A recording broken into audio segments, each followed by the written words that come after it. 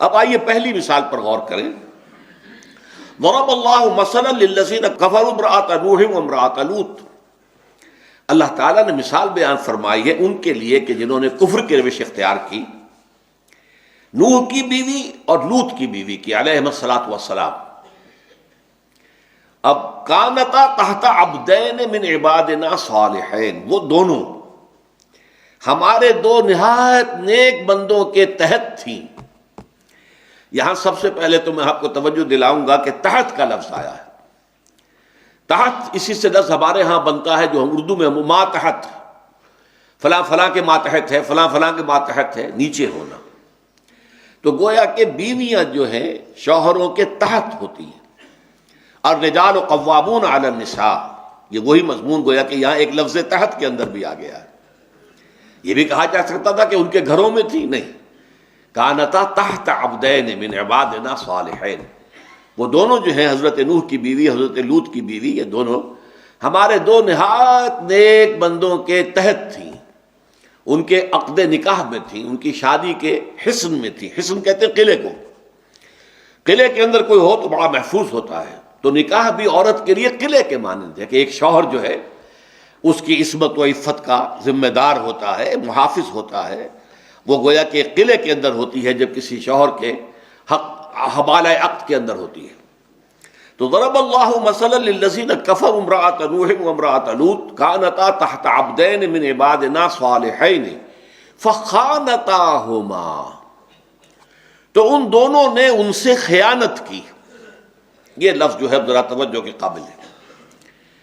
بلکہ یہاں ہمارے ہاں ہر طرح کے لوگ مسلمانوں میں موجود ہیں. تو ایک خاص فرقہ ہے کہ جنہیں ازواج مطہرات سے قد ہے، خاص طور پر حضرت عائشہ، حضرت حفصہ رضی اللہ تعالی عنہما سے دشمنی ہے، قد ہے، بغض ہے. اور وہ معاذ اللہ ثم معاذ اللہ حضرت عائشہ کے اوپر تہمت جو لگائی گئی تھی وہ اب بھی اس کے علمبردار ہیں. اور وہ کہتے ہیں کہ انہوں نے معاذ اللہ ثم معاذ اللہ نقل کفر نباشت زنا کا ارتکاب کیا. اس کے لیے دلیل لاتے اس آیت کو. خیانت سے مراد کیا ہے؟ فخانتاہما، ان دونوں نے اپنے شوہروں کی خیانت کی. وہ اس کا ترجمہ کرتے ہیں کہ زنا کیا، اس لیے کہ در حقیقت ایک عورت کی عصمت و عفت جو ہے وہ اگرچہ اس کی اپنی ذاتی ایک شے ہے، لیکن یہ کہ شادی کے بعد وہ اس کے پاس شوہر کی امانت ہوتی ہے. اور گویا کہ زنا جو ہے وہ شوہر کی امانت میں خیانت ہے. تو بظاہر یہ تانا بانا ان کے دلائل کا ملتا ہے، اور اس کے اوپر بہرحال انہوں نے پوری عمارتیں کھڑی کی ہوئی ہیں. لیکن غور طور معاملہ یہ ہے کہ قرآن مجید یہاں کفر کا لفظ استعمال کر رہا ہے. ضرب اللہ مثلا للذین کفروا، معلوم ہوا کہ وہ کافرہ تھی. ہمارا موقف یہ ہے اہل سنت والجماعت کا کہ کسی نبی کے گھر میں زانیہ نہیں ہو سکتی. ایک قانون ہے جو اللہ تعالیٰ نے سورہ نور میں بیان کیا ہے، الخبیثات للخبیثین والخبیثون للخبیثات. یہ گندی عورتیں جو ہیں وہ گندے مردوں کے لیے ہوتی ہیں، اور گندے جو مرد ہیں وہ گندی عورتوں کے لیے ہوتے ہیں. یہ جو ہے اللہ تعالیٰ نے اپنے صالح بندوں کے اوپر ان کو حرام کر دیا. یہ قانون ہے اللہ کا، قانون فطرت ہے. تو نبی جو کہ صالحین میں بہت اونچے مقام پر ہیں، صالحین تو خیر صالحین کے بعد رتبہ ہے شہداء کا، پھر صدیقین کا، پھر انبیاء کا، چوتھے درجے پر آتا ہے. فَأُولَٰئِكَ مَعَ الَّذِينَ أَنْعَمَ اللَّهُ عَلَيْهِم مِّنَ النَّبِيِّينَ وَالصِّدِّيقِينَ وَالشُّهَدَاءِ وَالصَّالِحِينَ. صالحین تو چوتھے نمبر پر آئے. تو انبیاء کرام جو ہیں ان کے ہاں کوئی بدکار عورت نہیں ہو سکتی. یہ ہمارا موقف ہے اصولی اعتبار سے. اور اس کے لیے دلیل جو اس صورت کے اندر موجود ہے وہ کیا ہے؟ دیکھیے اس سے پہلے جو واقعہ آیا ہے، اذ اسر النبی الی بعض ازواجہ حدیثا، ایک راز کی بات حضور نے اپنی ایک زوجہ محترمہ کو بتائی، راز کے طور پر امانت رکھی. ان سے خطا ہوئی، انہوں نے اس راز کو ظاہر کر دیا ایک دوسری زوجہ محترمہ کو. غالباً حضرت عائشہ سے وہ بات کہی گئی تھی اور حضرت حفصہ سے انہوں نے بیان کر دی. اس پر پکڑ آ گئی، اور پکڑ شدید آئی ہے، اس میں کوئی شک نہیں. ہم پڑھ چکے ہیں وہ آیات کہ ان تتوبا الی اللہ فقد صغت قلوبکما وان تظاہرا علیہ فإن اللہ هو مولاه وجبریل وصالح المؤمنین والملائکۃ بعد ذلک ظہیر، بڑا سخت انداز ہے، لیکن ساتھ واضح کر دیا وہ خیانت کیا تھی۔ راز کو افشا کر دینا شوہر کے، یہ ایک خیانت ہے۔ اسی لیے وہ جو آیا ہے سورہ نساء کے اندر، الرجال قوامون علی النساء بما فضل اللہ بعضهم علی بعض وبما انفقوا فالصالحات قانتات حافظات للغیب، رازوں کی حفاظت کرنے والی۔ ظاہر بات ہے شوہر کے رازوں سے بیوی سے بڑھ کر کون واقف ہوگا؟ شوہر کی کوئی کمزوری ہے تو وہ بیوی سے زیادہ کس پر واضح ہوگی؟ شوہر کا کوئی اور اسی طرح کا معاملہ ہے تو ظاہر بات ہے کہ بیوی کے اوپر تو کھلا ہوا ہے، لیکن بیوی کا، نیک بیوی کا، فالصالحات، نیک بیویاں وہ ہیں جو نمبر ایک اپنے شوہروں کی فرما بردار ہیں، قانتات حافظات للغیب، اور غیب کی اور رازوں کی حفاظت کرنے والی ہیں۔ تو در حقیقت جو غلطی، اب ہمیں جو ہے پورا سیاق و سباق دیکھنا چاہیے کہ اس سورہ مبارکہ میں ازواج مطہرات کی ایک غلطی کا بالکل واضح طور پر ذکر آ گیا ہے کہ انہوں نے حضور کے ایک راز کا جو ہے افشا کر دیا۔ تو اسی کی روشنی میں اس آیت کو ہم لیں گے کہ انہوں نے خیانت کی، اور یہ معلوم ہوتا ہے کہ در حقیقت یہ کافر تھیں۔ کافرہ ہو سکتی ہے، یہ ایک ہے خبیثات اور خبیثون، وہ اور شے ہے، کردار کے اعتبار سے گھٹیا، ذلیل، رذیل، کمینے، وہ معاملہ اور ہے۔ ایک ہے کفر اور اسلام کا معاملہ، وہ ممکن ہے۔ تو یہاں معاملہ جو ہے کافروں کو، گویا کہ ان کی بیویاں کافر رہیں، حضرت نوح پر ایمان نہیں لائی ان کی بیوی، حضرت لوط پر ایمان نہیں لائی ان کی بیوی، اور وہ کافروں میں رہیں۔ اور ظاہر بات ہے کہ پھر حضرت نوح علیہ السلام کے راز، ان کی باتیں جو ہیں ان کی بیوی اپنی قوم تک پہنچا دیتی تھی، اور حضرت لوط علیہ السلام کی بات بھی ان کی بیوی جو ہے اپنی قوم تک پہنچا دیتی تھی۔ بلکہ بعض روایات سے معلوم ہوتا ہے کہ حضرت لوط کے پاس جب وہ دو فرشتے، دو نہایت حسین نوجوان لڑکوں کی شکل میں آئے تھے، تو ان کی بیوی ہی نے اپنے قوم کے سرداروں کو متوجہ کیا تھا اور مطلع کیا تھا کہ تمہارے لیے بڑا عمدہ اور جو ہے شکار آیا ہوا ہے، آؤ، اور یہ اسی کا فعل تھا۔ اس اعتبار سے اب اس کی تعریف جو ہے وہ یہ ہوگی کہ جنہوں نے خیانت کی، یعنی جنہوں نے اپنے شوہروں کے رازوں کو اپنے کافر ہم قوم لوگوں تک پہنچایا۔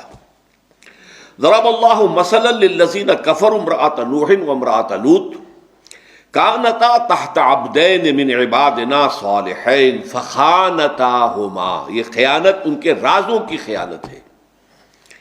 فلم یغنیا عنہما من اللہ شیئا، تو پھر وہ دونوں ہمارے بندے رسول تھے، نبی تھے، لیکن کچھ نہ بچا سکے ہماری پکڑ سے اپنی بیویوں کو۔ جب پکڑ آئی ہے، جب عذاب آیا ہے، تو قرآن مجید میں کتنے مقامات پر ہم نے پڑھا کہ فرشتوں نے کہہ دیا تھا حضرت لوط سے کہ آپ کے اہل و عیال نکل جائیں جلد از جلد یہاں سے، صبح قریب ہے، علیہ صبح میں قریب، اور صبح کے وقت ان پر عذاب آ جانا ہے، نکل جائیں جلدی سے۔ لیکن آپ کی بیوی نہیں جائے گی ساتھ، وہ بیوی کافرہ ہے، وہ اپنے ان کفار قوم، ہم قوم کے ساتھ وہ بھی برباد ہوگی، تباہ ہوگی، ہلاک ہوگی۔ یہی معاملہ معلوم ہوتا ہے کہ حضرت نوح کی بیوی کے ساتھ ہوا، لیکن وہ بیوی جو ان کے ساتھ بچ کر کشتی میں گئی ہے وہ مومنہ تھی، جس کے بطن سے پھر وہ تین بیٹے، حضرت سام، حضرت حام، حضرت یافس، جن سے کہ پھر نسل انسانی آگے بڑھی ہے اور چلی ہے۔ وہ دوسری بیوی سوار ہی نہیں ہوئی اس کشتی کے اندر، جیسے کہ ان کا کافر بیٹا سوار نہیں ہوا، جس کے بارے میں کہا بھی انہوں نے یا بنی ارکب معنا ولا تکن مع الکافرین۔ جب وہ سیلاب آ رہا تھا اور پہاڑ جیسی جو ہے وہ موجیں اٹھ رہی تھی، تو حضرت نوح نے اپنے اس بیٹے سے کہا تھا، کنعان اس کا نام تھا، کہ بیٹے ہمارے پاس آ جاؤ، اب بھی ایمان لے آؤ، کشتی میں سوار ہو جاؤ۔ اس نے یہ کہا تھا، ساوی الی جبل یعصمنی من الماء، میں عنقریب اس پہاڑ پہ چڑھ جاؤں گا، وہ مجھے پانی سے بچا لے گا۔ تو ایک کافر بیٹا بھی ہلاک ہوا، اور ایک اسی کی ماں جو کافرہ تھی وہ بھی ہلاک ہوئی۔ البتہ جو مومنہ تھی وہ ان کے ساتھ بچی ہے، اور وہ اس کے ساتھ کشتی سے پھر اترے ہیں، اور ان کے تین جو بیٹے ہیں ان سے جو ہے نسل انسانی آگے چلی ہے۔ اب یہاں پہ خاص طور پر نوٹ کیجئے کہ انسانوں میں بلند ترین مقام ہے انبیاء اور رسول کا، لیکن وہ بھی کافروں کو نہیں بچا سکتے اللہ کے عذاب سے۔ حالانکہ اب کافروں میں اس سے زیادہ نزدیکی کون ہوگا؟ بیوی سے قریبی کون ہوگا؟ بہرحال ایک زندگی اس کے ساتھ گزاری ہے، تعلق اس کے ساتھ رہا ہے، لیکن یہ کہ وہ کام نہ آ سکے کچھ بھی، نہ بچا سکے اللہ کے عذاب سے۔ یہی ہے وہ حدیث جو میں نے آپ کو سنائی تھی اسی سورہ مبارکہ کے ابتدائی درس میں، کہ حضور اپنے ہاں کی خواتین کو لے کر بیٹھا کرتے تھے اور ایک ایک کا نام لے کر کہتے تھے، یا فاطمہ بنت محمد انقذی نفسک من النار فإنی لا املک لک من اللہ شیئا، اے فاطمہ، محمد کی لخت جگر صلی اللہ علیہ وسلم رضی اللہ تعالی عنہ، اے فاطمہ، محمد کی جگر کا ٹکڑا، اپنے آپ کو آگ سے بچانے کی فکر کرو، اس لیے کہ اللہ کے ہاں تمہارے بارے میں مجھے کوئی اختیار حاصل نہیں ہوگا۔ تمہارا اپنا ایمان، تمہارا اپنا عمل صالح ہوگا تو وہاں بچت ہوگی، بچاؤ ہوگا، نجات ہوگی، فوز و فلاح ملے گی، ورنہ نہیں۔ یا صفیۃ عمۃ رسول اللہ انقذی نفسک من النار فإنی لا املک لک من اللہ شیئا، اے صفیہ، اللہ کے رسول کی پھوپھی، بچاؤ اپنے آپ کو، نکالو اپنے آپ کو آگ سے، جہنم کی آگ سے بچاؤ، اس لیے کہ میں قیامت کے دن اللہ کے ہاں تمہارے کام نہیں آ سکوں گا۔ تمہارا اپنا عمل ہوگا، تمہاری اپنی نیکی ہوگی، تمہارے اپنے اعمال ہوگے، تمہارا اپنا ایمان ہوگا۔ تو یہاں بھی نوٹ کر لیجئے، فَلَمْ يُغْنِيَا عَنْهُمَا مِنَ اللَّهِ شَيْئًا، یہ ماضی کا صیغہ جو استعمال ہو رہا ہے، در حقیقت یہ سمجھ لیجئے قرآن مجید کا اسلوب ہے کہ مستقبل کی وہ چیزیں جو حتمی یقینی ہیں، جو لازماً وقوع پذیر ہونی ہیں، تو عربی زبان میں حتمیت کے لیے، یقینیت کے لیے ماضی کا صیغہ استعمال ہوتا ہے، جیسے کہ یہ کہہ دیا گیا، ہو گیا، اگرچہ یہ ہونا ہے ابھی۔ وَقِيلَ ادْخُلُوا النَّارَ مَعَ الدَّاخِلِينَ، کہہ دیا گیا کہ داخل ہو جاؤ آگ میں داخل ہونے والوں کے ساتھ۔ یعنی رسولوں کی بیویوں کو ان کے تعلق، ان کے شوہروں کا تعلق جو ہے بچا نہیں سکے گا اللہ تعالیٰ کے عذاب سے۔ ان کی اپنی شخصیت ہے، وہ خود ذمہ دار ہے، وہ خود ایک فرد نوع بشر ہے، وہ خود ہیومن بینگ ہے، وہ انسان ہے، ان میں بھی روح پھونکی گئی ہے جیسے کہ انسان مردوں میں پھونکی گئی ہے۔ یہ عیسائیوں والا عقیدہ ہمارا نہیں ہے کہ عورت میں روح نہیں ہے، صرف جان ہے، جیسے کہ حیوانات میں روح نہیں ہے، جان ہے صرف، بلکہ یہ کہ ان میں بھی روح ہے، وہ بھی ذمہ دار ہیں۔ اور کتنی ہی خواتین ہوں گی کہ قیامت میں جو ہے بہت سے کروڑوں اربوں مرد جو ہیں رشک کریں گے کہ کیا ان کا مقام اللہ نے عطا کیا۔ آپ سوچئے حضرت مریم کا کیا مقام ہوگا، حضرت آسیہ کا کیا مقام ہوگا، حضرت خدیجہ کا کیا مقام ہوگا، حضرت عائشہ کا کیا مقام ہوگا، حضرت فاطمہ کا کیا مقام ہوگا۔ دادا کروڑوں اربوں مرد ہوں گے کہ جو رشک کریں گے ان کے مقام پر۔ تو اللہ تعالیٰ مقام عطا فرماتا ہے مردوں کے لیے، انی لا اضیع عمل عامل منکم من ذکر او انثی، میں تم میں سے کسی کے عمل کو بھی ضائع کرنے والا نہیں ہوں، خواہ وہ مرد ہو خواہ عورت، بعضکم من بعض، تم سب ایک دوسرے میں سے ہو۔ میں اس وقت کہہ رہا تھا کہ دوسرا مقام جو ہے وہ سورہ احزاب کی آیت نمبر 36 ہے، جس میں 10 اوصاف، ان المسلمین والمسلمات والمؤمنین والمؤمنات والقانتین والقانتات، 10 اوصاف میں اللہ تعالیٰ نے مردوں اور عورتوں کو برابر گردان کی ہے۔ اوصاف مردوں میں بھی ہو سکتے ہیں، عورتوں میں بھی ہو سکتے ہیں۔ مردوں کے لیے للرجال نصیب مما اکتسبوا وللنساء نصیب مما اکتسبن، جو انہوں نے نیکی کمائی، بھلائی کمائی، خیر، صدقات جو بھی ہے، ایک عورت کو جو کچھ اس کا شوہر دیتا ہے اپنے ہاتھ خرچ کے طور پر، فرض کیجئے کہ وہ اس میں سے اپنے اوپر خرچ نہیں کرتی، صدقہ کرتی ہے، خیرات کرتی ہے، تو اس کا جو مقام ہوگا وہ اللہ تعالیٰ کے ہاں اس کا اپنا ہوگا۔ اس اعتبار سے اس کی نیکی، اس کی بھلائی، اس کا خیر، اس کے نیک اعمال اسی کے لیے ہے، اس کو شوہر کو کوئی فائدہ نہیں پہنچنے والا۔